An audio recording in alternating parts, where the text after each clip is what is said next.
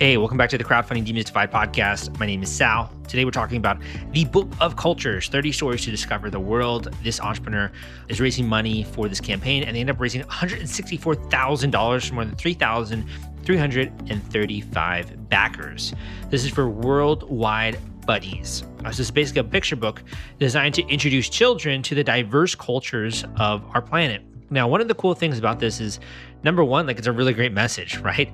But also, if you look at the design of the Kickstarter campaign, it is really freaking boss. This thing looks really good. And it's actually one of the things that I want to discuss is, not only the marketing of the campaign, but also the message behind today's entire project. So this is going to be a good episode. I think if you're wondering, can you raise money for something that's a bit more creative in nature? But also, if you're trying to do something different, you can apply a lot of the strategies and techniques that we'll talk about in today's podcast, I think, to your specific case. So this is what I like to do, honestly, on this show, is just bring on lots of interesting types of people so we can understand how these creative types and individuals and innovators are impacting the world. So one of the differences that I've noticed about Kickstarter or crowdfunding, as opposed to some of the other types of raising money out there, is that it's not as monetary focused as you might think. And I think it has to be that case because backers are interested in joining your mission. They're interested in not only buying your product, but they also want to be a part of a community. They also want to join in on the way in which you want to impact the world. You can raise money by just peddling a product and it being kind of cool and looking nice and stuff. You can raise money that way, honestly, but it's so much more powerful when you have a mission of some kind. And a lot of the times I have new business owners or entrepreneurs who are asking me Sal, I don't even know how to get started thinking about the mission for my company or the values that I want to have. And I always say, it starts with you. It starts with the way in which you want to impact the world. And I know that sounds kind of I don't know, woo-woo, or that sounds kind of highfalutin or very vague or very broad. But if you think about it, the number one way in which you can influence other people to work for you, the number one way in which you can influence customers to support your project and to share it on your behalf is if you're about more than just a new product. If you're about something deeper and larger, a product that says something about that individual or a mission in which you're trying to impact the world in some way, people get excited about that. They get genuinely feel inspired if you have something that's more than just another product. And that might take a little bit of soul searching on your behalf as an entrepreneur, going just beyond the profitability standpoint and the marketing and that stuff, but really thinking about what is the impact you want to make. The company is a vehicle. I think maybe it was Mark Zuckerberg who said it, but a company is one of the best ways to align a group of people to change the world in a meaningful way. Now, for this individual, having the money to be able to produce a book and hiring people to create this book, they're aligning all of these people to be able to bring cultural education into the world. They couldn't do that unless they had the funds to be able to hire people and also the mission to get enough people excited to want to help them out. And that's the same thing with your product. So think a little bit beyond that and just pay attention to that in today's podcast episode. I don't have any major announcements with this one, but I will have something I'll talk about at the end of today's podcast episode. So stay tuned for that. But without further ado, let's get into today's podcast episode and learn how this entrepreneur raised more than over $164,000 from 3,000 backers for the Book of Cultures, 30 Stories to Discover the World. This podcast episode is sponsored by The Gadget Flow. The Gadget Flow reaches over 28 million people, and they've been around since 2012. They are Indiegogo and Kickstarter experts. They featured over 5,000 crowdfunding campaigns, and if you have a technology or design campaign, it is a great platform to generate awareness and get backers. You can check them out at thegadgetflow.com/submit and list your project today.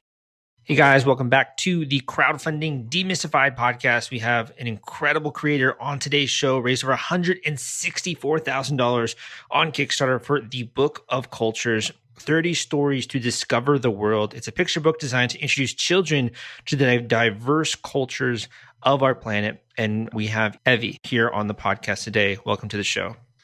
Thank you. It's nice to be on the show. Do you think we can get started? Maybe you can just tell the listeners a little bit about the backstory for the campaign and also a little bit more in depth of what the product is. Yeah, sure. So like Worldwide Buddies has been around for almost like 2 years now. So we are an educational startup that creates picture books and toys that celebrate diversity, helps children discover different realities, like understand how different people in parts of the world think and live.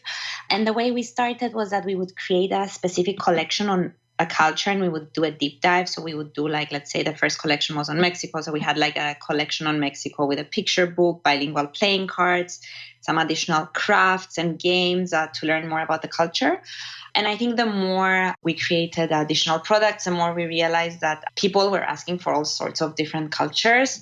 So we took a step back and we're like, okay, maybe we should create one product that's more all-encompassing and captures the mission more. So you can learn a lot about a variety of different like cultures and perspectives through one book rather than having to collect different ones. Mm-hmm. And like at that point, we thought, like these could be a great Kickstarter product as well, because I think the previous products were more like geared towards, like expats from specific cultures. Mm-hmm. But we felt that these would have like a more universal appeal. So yeah, we started working on the idea about a year ago, just like briefly thinking like, what about this product? We started contacting people from different countries, talking to them, like trying to learn more about like their stories.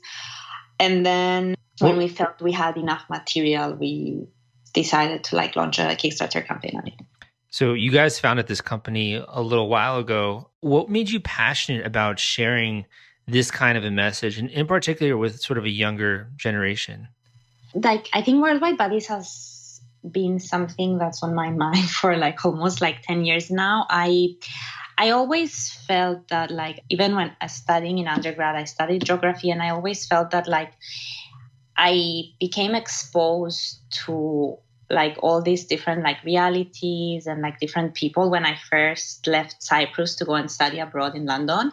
And, I kind of felt like, why aren't there enough resources for children to like learn about the world, about different perspectives, different like cultures from a young age? So I started becoming more passionate about that and about how we can like empower children with resources that will not only teach them about different cultures, but that will help them be able to have a more accepting mindset, be able to like listen to other points of views, different perspectives. So I think that's something that started like really like, I started really thinking about that when I went to study abroad. And then from there, I ended up doing my master's. Yeah, I moved to New York to do my master's. And I focused on like children's literature and education because I wanted to learn more how we can like create these resources for children. Mm-hmm. So it's one of those things too. I was going to say real quickly, just in my own travels, we're so ethnocentric, like we're so focused on U.S. history, right? And understanding U.S. geography. And there's this really lack of understanding of other cultures and even other countries, like knowing how the world looks. And I think it's the same for every country, right? Growing up in Cyprus, I learned very different things from someone growing up in India, from someone growing up in the US, from someone growing up in Jamaica or whatnot. I just think it's way more important to make these resources available from a young age, because that's also when, our brain starts forming, like our like beliefs start forming, our, convictions, our, like the way we see the world, like totally, yeah, how we perceive things. So that's why I felt very strongly about creating this type of literature for children. When it comes to Kickstarter, like Kickstarter is a very different thing than doing a traditional product launch, right? Because it's going to be much more public. There's more interaction with you and the backers. You have to make a video, like all of these things. Like, what were you feeling like the day before you went live? Like, what was going through your mind? I think the day before we went live, it was probably just like a long list of to-dos that we just had to check off. So I think the days before, we were just on, like a autopilot where we just like we're working hard towards like completing all our to-dos, reaching out to people where you don't really realize that, like your video is out there, people are going to see these, like, oh my God, what's going to happen? I think the point where you become more self-conscious was for us, at least during like the creation process of the video. So like, I think a month before is when you start feeling a bit, like more vulnerable and more conscious about like, how are we putting this together? Is this good enough? Yeah. Yeah. But When it came to yeah. that beforehand process, were you like warming your existing customers up at all? Were you telling them like we're going to be doing this Kickstarter, or was it kind of like a last minute announcement? We did. So we started like doing like a series of email campaigns around like every week we would send out an email on featuring a specific body from the book. So it was like every week we would send one email on a different culture. And then we also sent out a couple of email blasts announcing that our Kickstarter campaign is coming. We launched some Facebook ads to just gauge interest and see like whether people would be interested in this, and just getting emails, like increasing our the number of our mailing list. Mm-hmm. And we also reached out to our to our retail partners and like schools we have been working with to let them know about it, to see whether it would be something they'd be interested in. Mm-hmm. Mm-hmm. So So basically, you were kind of definitely, like feeding a few different strategies or like mechanisms into that. So it sounds like you're doing your own definitely. community, then a little bit of ads, and like all those things. Yeah, definitely. We try to like do a bit of everything. Like having said that, like I've said this before, but like because of what happened and because of COVID, like because we launched like right in the middle of it, like, many of the initiatives we had prepared like fell through.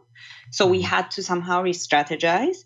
But I would definitely recommend, like preparing your marketing campaign, like reaching out to people as much as you can, telling them that this is happening. Like even I think network outreach is also super important to just get your numbers up during that first day. Mm-hmm. Mm-hmm.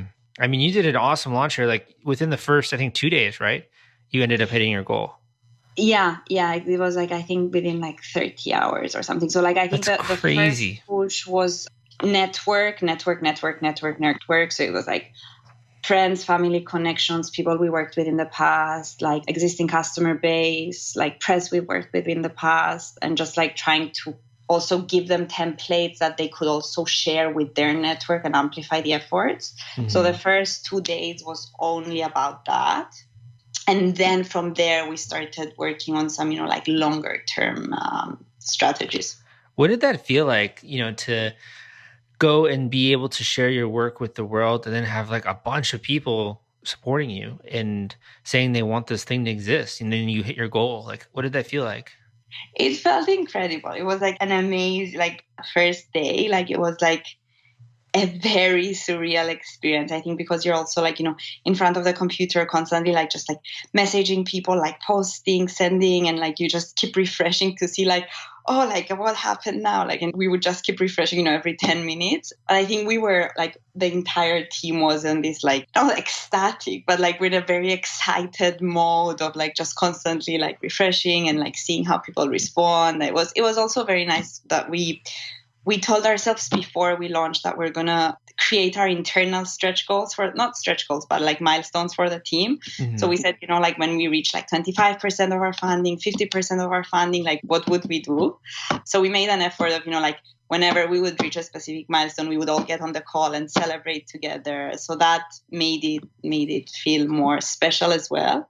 Because I think it's everything happens so fast that you might end up, just like the campaign ends and you look back and you're like, when did this happen? Like, where did time go? So I think we were very conscious about like taking the time to reflect, Enjoy the get process. Yeah. excited, like, yeah. When it comes to this process, you mentioned one of the things that you were taking away was the power of the community. Like, did you feel like you tapped into people, not just your own community, but like on Kickstarter itself? Like, did people discover it from advanced search and all those things? Definitely. I think I'm not sure the exact number, but I think like 30% of like the backers came from Kickstarter. I think we were also lucky enough to have the support of Kickstarter. So they included us in a few of their newsletters. They promoted us as projects we love. They made us like a featured project, both on their homepage and on their publishing section. Mm-hmm. So that definitely helped. Were you surprised that people were wanting like 2 copies and 3 copies and like bundles of this book and stuff? I guess the bundles, I think the way we try to phrase it, and I would recommend this to like other creators, is that like we try to like say we're shipping just before the holidays. So we try to give people like a reason to purchase and to like be able to like to give them a use case for it. So I think the bundles probably helped because we told them, it ships just before the festive season. So I think people were like, okay, this could be a great present. So if I'm getting one, I might as well get more for like all my nephews and nieces and whatnot. Or if you have a classroom, right? Yeah. So actually the bigger rewards didn't work out that well, I guess. Again, maybe it was because of COVID, but like the retailers and the schools, which we thought would be our like bread and butter, weren't that responsive just because, like they were closed. Like I think they were definitely not in the mood to purchase new products. But I think that the categories that did well were, like the 3 books, 2 books, 5 books. And we didn't have the 3 book option, and we launched it the last week because we saw that people would ask for something in between 2 and 5. So we launched that reward tier towards the end. So I would also say, like if you see that there's demand for something halfway through the campaign, go for it. Yeah, definitely. And also being flexible, like if you had launched this project, you didn't maybe know that something like COVID was happening or other things going on, like you always got to be nimble, right? And flexible and work with it. Definitely, especially because you also have like, I don't know, 30, 40 days, depending on how long your campaign is. So you really need to be able to like take decisions fast and like respond, on the fly. Mm-hmm. One of the difficult things I think with running a campaign is that you can have these milestones where you hit your goal and everyone's like celebrating. And then it can kind of be hard because you have to figure out, okay, like what do we do next? Right. Oh, sure. For sure. Even like people say, like prepare your stretch goals beforehand. And we were thinking like, let's get to 20K and then we figure it out, and then like we would have to like sit down and strategize for stretch goals like during the campaign, or, like when things happen, you have to be quick with your updates. So you definitely need to be working, like on the clock constantly, like updating your strategy and like, responding to like feedback. I think customer feedback was the other thing that really surprised us we never got this much feedback ever before. Like, I think that's, again, like going back to the power of the Kickstarter community. I think like people that support projects on Kickstarter don't just see it as a purchase. They really care about it. They all have, their opinions. They all have like questions to ask, which is amazing because it gives you a real insight on like your product and your customers. Mm-hmm. I mean, it's one of those things where you're creating with your customers almost to like a degree.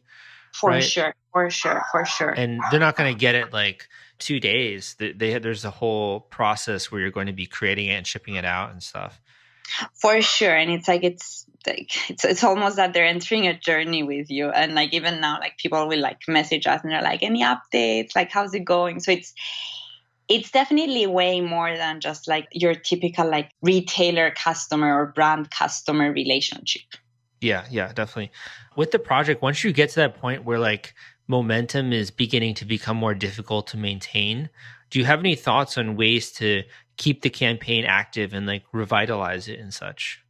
I think it's very different depending on what your project is, the timing and whatnot. For us, it was like engagement and initiative. So I think like beginning and end, you focus more on like conversions, even like people feeling that, like sense of in the beginning, it's the early birds. In the end, it's like, it's my last chance. So you constantly focus on sales. I think in the middle, we shifted our focus towards creating content for the community. Because of COVID, we started sending out like stay-at-home activity kits inspired by the book, which really helped like keep on, like the sharing aspect of the campaign going. So like people could sign up and get like a free activity kit every couple of days that was inspired by the book. So that helped, increase engagement. We did some live storytelling on like an Instagram account. I like that idea. Yeah. Yeah, a Q&A. So I think that there's definitely, you definitely have that like drop in the middle of the campaign, but I think it's a great time to start engaging with the community and like coming up with initiatives that can help them, giving them something back. Yeah. And also the way that you're doing that, like doing a live storytelling session, it's just like, to me, it shows so much like how you care, right? And it just makes it seem like you're not just doing this to raise money or like to make another book, but like you really care about the message. And that makes me want to support it even more. Yeah, and I think it's also very nice and conversational. It's like going back to it's a great way to connect, even with like bikers that have already purchased the book. So like we had some. If you're worried about the fulfillment and shipping part of your Kickstarter campaign when it comes to getting out all those perks and rewards to your backers, rest assured, I've put together a complete Kickstarter fulfillment and shipping checklist for you, and it's free. This is sponsored by the folks at Fulfillrite, and they thought that you should have this checklist as part of your arsenal going into a crowdfunding campaign. If you want to get instant access to this checklist and it's free, you can go to fulfillrite.com/checklist. Again, that is fulfillrite.com/checklist. Fulfillrite.com/checklist. Just go to that link and you can download it immediately.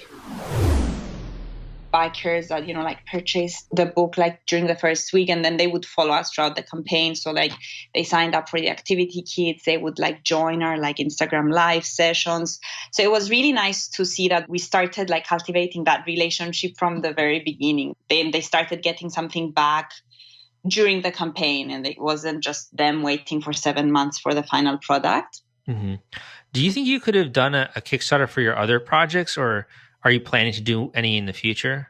I think the way our previous products were like bundled or like marketed, let's say, wouldn't do as well on Kickstarter. But I think there's definitely room for us to consider Kickstarter for future projects. So like whether that would be a Book of Cultures #2 or like a different product. Mm-hmm. But I think that the interesting thing with Kickstarter is, like it needs to be a product for that type of audience, which is, like a progressive, looking for new, cool products. You don't have to nail in a specific sector, like demographic sector, let's say, in terms of, location or whatnot. So I think that if we came up with a new product that we felt had this like universal appeal, for sure, it's a great platform. Yeah, I mean, you had people from Singapore, Germany, Australia, Cyprus, all these places. Yeah, exactly. And I think we had bikers from over 60 countries, which was amazing. That's very impressive. Yeah, I mean, I guess it was like, okay, good. Like it's a product about the world. So it's good that like everyone like wants this. Yeah. Rather than a product about the world that we're just selling to the US. So when you were doing this project, I noticed I was looking at your TikTok stats, and something looks like it happened like towards the last 2 weeks of the campaign where you really saw, a massive surge in the last pledges. Week. Yeah. The last week was like, I don't know what happened. Like we ran ads, but I think that the last week, the way like people would respond to ads and would convert was way more efficient. I think there were lots of people that had saved it and never like backed it, but then like they would receive an email, a few more days left to back this campaign. But we also didn't expect that like last week's surge. We had, like our internal predictions, and we were thinking like, should we release a 150K stretch goal? We should not. It's not going to happen. Like, let's not worry about it. So it was, the last week was definitely a surprise for us as well. Was that from like working with GelUp and like companies like that? Partly, yes. I think partly what I said was also for sure like the Kickstarter community. I think people that had this in mind, but like maybe they took their time to convert. So like, again, like, sending emails to everyone that had signed up for the activity kits, again, to like the entire mailing list. So we did like a similar rally, let's say, towards the end of the campaign, just like we did in the beginning. But I think people definitely responded to ads way better as well towards the end. When I was looking through your product, I was just kind of curious, like for someone who's introducing, all these different cultures to kids, do you find any that are like really surprising to you when you're learning about new cultures, or that you think are just beautiful you'd like to share on the podcast? Maybe any things related to family or anything you've learned, I guess. There's so many beautiful stories to tell. I think the most interesting thing for me is the similarities you get to hear from people's stories. Similarities in terms of like the themes around the stories they'll tell you, like even if it's like concept of like family, like childhood memories. It's like every story has its own like cultural specificities, but at the same time, like it really made me understand, like how way more similar we are than we think. And like so many times I would talk to people and they would say something and I would think like, oh, we actually have something very similar in Cyprus, but we call it so and so. So I think that was a very surprising, like a happy discovery, let's say. But yeah, and I think like the other interesting thing is, which is more of a sensitive topic, let's say, is the concept of like many cultures would, like have like indigenous people and not. So like I think there's the sensitivity of that is always recurring amongst different countries. So like whether you're talking to people from the US, from Canada, from Australia, yeah. It's such a salient and like it's so needed, I think, at this point in time with all of the protests that are erupting in the United States and around the world, like even France and stuff. I think it's so important because there's just such a lack of understanding between cultures. Oh, for sure, for sure. And I think like, I mean, our stance on this is, like there's so much literature narratives now around, like how we need to teach children, like to condemn, like injustice and like racism and whatnot. But like, I think what people don't understand is that like these are things that like are socially constructed and are like we grow into them. And like our focus shouldn't be on teaching children like not to hate. It should be on teaching children to love or to want to learn about different people. So I think that, I mean, it's a very thin line, but I strongly believe in like, like we shouldn't be giving them stories on like what not to do. We should be giving them the stories that are out there and let them discover, let them, like feel empathetic towards like other people, let them feel, like close to other people, familiarize themselves. And then the rest will come. Like then on their own, they won't develop their like your typical stereotypes. They won't become quote unquote racist. So I think it's an interesting way of looking at it, like it almost is like you're looking at the similarities rather than the differences. Exactly. Right? I think, yeah, exactly. I think a big part of it is that we always look at differences before we understand that there are similarities, and we tend to focus on those. But I think the most important thing is to understand that our similarities are way stronger than our differences, and that differences are what make things more exciting and interesting. But I strongly believe that like to get rid of all these, like violence that there is in the world, we need to focus on getting people to understand that we're way more similar than we think we have. We all have, like dreams, fears, like we all like love our families. We all like look forward to like the next meal, like the simple things in life. The other thing I would add to that is that when you are more focused on the similarities, you feel like you're on the same team as someone else. Like you're both part of humanity versus like us versus them kind of dynamic. Exactly. And I think, like, I mean, us versus them, I guess it's almost like a inherent in human nature. Like I think the concept of belonging and the concept of differentiating are both like inherent to human nature. And I think like as humans, we'll never like move away from being able to like spot similarities and differences and like come together in groups. But when we want to come together in groups, I think like the things that should connect us in these groups should be way more real than just, like color of our skin or like where we were born, which are just like, like things that we can't control. They should be based on like our hobbies or our like the mission that like the beliefs that we have or like the vision. Yeah, exactly. Those are way more real. One of the things that stands out to me is while you have this like incredibly benevolent mission and you're really trying to do a lot of good in the world, it's really grounded in practicality, right? I mean, you've raised over 160K here. You have multiple products that are out. You've really created, a business around this. How have you been able to balance those two things, like wanting to do something creative and benevolent for the world, but then also grounding that in like, how do we execute like project management, all that kind of stuff? I think it's been interesting. And I think like people ask me sometimes, like, what would you do if someone told you, like, you can make this company succeed, but you would have to like change your products or you would have to change your mission. I think like for us, I think we're way more flexible to like change our mind on like what products we need to create and whatnot. I think like what we're not flexible around is like the mission of like helping children embrace diversity, become more culturally aware and open-minded. And I think, like you need to have the things that you're not willing to change. And then you need to be very open and very flexible about the rest. That's how we navigated through this. So like, if you told me tomorrow, like your mission is great, but why don't you start selling like milk? That's a way better like business model. Like we wouldn't do that. Like I think the reason this company exists is to help children become more accepting, more tolerant, more open-minded. And that's for us, like. Yeah, nothing against milk. Yeah. But then the rest, I think we're way more open to adjusting, adapting to needs, and like listening to like what the market wants, listening to customers. Yeah.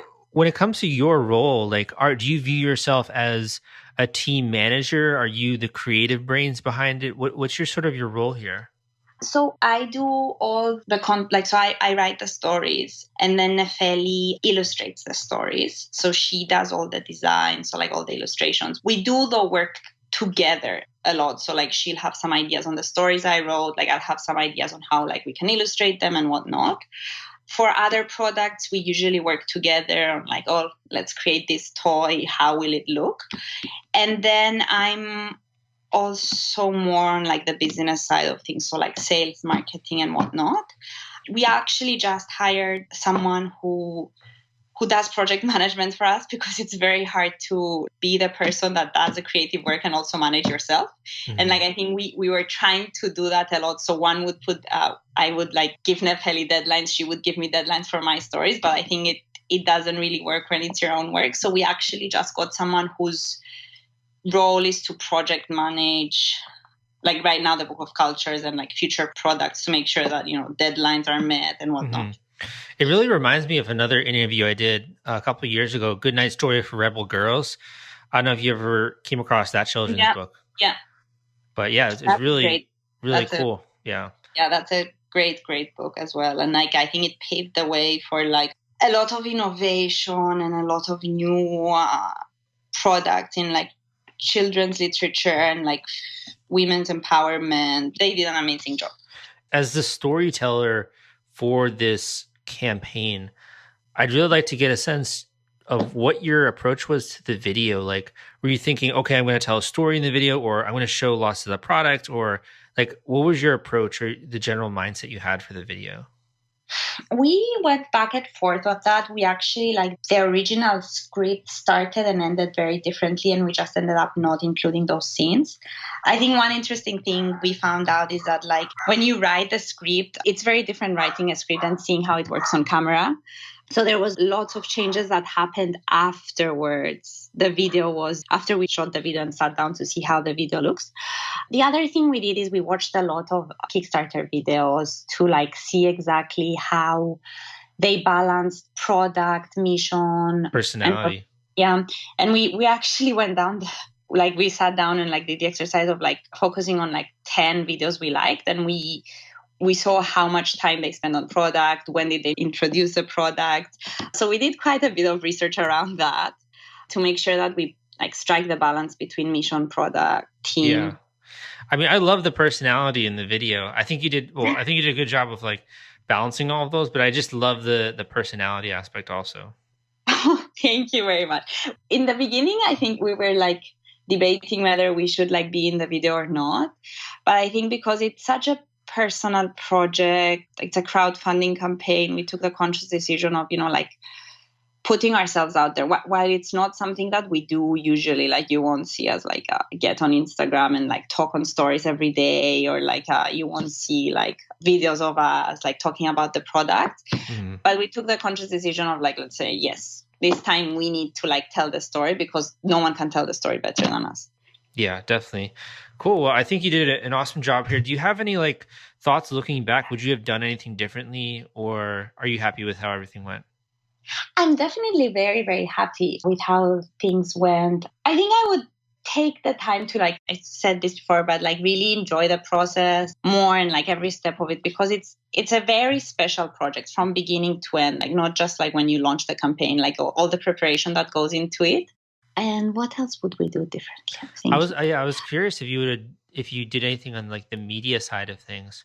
I feel like you were a little bit too early maybe for the protest, right? So Oh, no. I mean, the campaign ended April 18th. So like it was way before. Like we did try to reach out to press. We weren't as successful as we wanted. Again, I don't know if it was because of COVID or whatnot.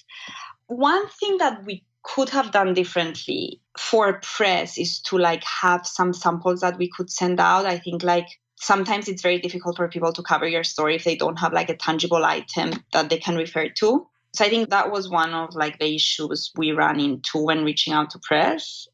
The other also being that there was like lots of attention on COVID. well said. So my final question for you here is for other authors that are out there, that really put a focus on storytelling and they want to get their voice heard. Do you have any advice for them in the way of, should they just kind of keep focusing on creating and writing? Do you think they should learn the business side? Like, what are your thoughts on a beginning children's author? What should they do? I mean, I think there are like two very different paths you can follow as an author. One is to like just focus on the creative side and then like find a publisher that will do the rest. I think that it depends what you want to be. If you just want to be an author and like you have a different type of job, like different daytime job, I think I would definitely say focus on the writing and then focus on also building the connections in the industry to find the right publisher and let them do the rest, because that's their job and that's what they are good at. On the other hand, for us, like I am an author, but I think like half of it is also like we want to build a business out of it. So it's not just about like creating the work. It's about like building a sustainable business out of it. So that's a completely different... Decide where you want to be. Yeah, exactly. So if you want to like be in the business of selling books and like creating books, then you should definitely try to do both. And I think it's a great time to like, the publishing industry is very archaic in some ways. And like, there's a lot of disruption that can happen in the industry. And also like the way like the whole like the tasks are split between so many different actors. So you have like the writer, you have the agent, you have the publisher, you have like the printing house, you have like the distributor. So I think it's very like again industry that definitely requires some disruption, but it really depends on whether you just want to be an author or whether you want to like make a business out of it. Well said. Well, thank you so much for coming on the show. Where can people go to learn more about this product and some of the other ones you got out there? You can go on our website, so it's worldwidebuddies.com. So you can pre-order the Book of Cultures, and you can also like order like our existing products. You can also follow us on social. So again, Worldwide Buddies on Instagram, Facebook. Yeah. Cool. Awesome. Well, thank you so much for coming on. I appreciate all of that. And I hope you guys do another project because I think there needs to be way more books out there with this kind of message. Thank you very much. It was great chatting with you. Thank you for listening to this episode of the Crowdfunding Demystified podcast. My name is Salvador Briggman. If you have not yet, go and check me out on YouTube. I got a YouTube's channel. I think we're at like around 20,000 subscribers now. So you can go and check me out there under my name, Salvador Briggman. And also I got a blog, crowdcrux.com, got a book, Kickstarter launch formula.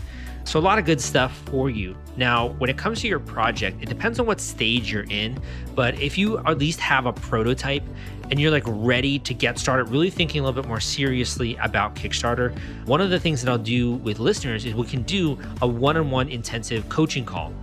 Now, this is kind of like a way for not only for you to set the foundation for your campaign, but also if you want to work with me in a larger sense, or you want my thoughts on any kind of agencies or other people in the industry, this is a really good place to get started. And it's also something where I think if you've been learning a lot from the podcast or my other YouTube channels, like that literally just scrapes the surface of what goes well with a crowdfunding campaign. There's so many other things, techniques, tools, things that I don't mention on these episodes that I think could be really powerful for a lot of different campaigns out there. But I usually typically talk about that more with coaching students or for their specific campaigns, or I can recommend that depending on the type of product that you have and what you're trying to accomplish, etc. So there's a lot of stuff that goes behind the scenes of a Kickstarter, and I try to document that on the podcast and my YouTube channel. But there's also so much stuff that goes beyond just a simple podcast episode that really goes into more of the mechanics, right, of launching one of these things and making it successful. So naturally, you're only getting to scrape the surface with some of my content. And that's just kind of how content works. Like, I don't know your specific case. I don't know how much money you're trying to raise. I don't know the type of product you have. So I can only create content that's more for a broader audience of people, obviously, and ask questions of entrepreneurs that are going to be helpful for those types of people. If you want to talk about your specific case, it is a great opportunity to book a one-on-one coaching call with me.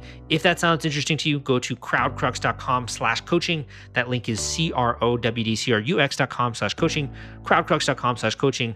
Go to that link, tell me a little bit about you, and we can book your one-on-one intensive hour-long coaching call ASAP. Thank you so much for listening to this episode. Hope you got a lot of value out of it. Have a good weekend, man, and I will see you next time.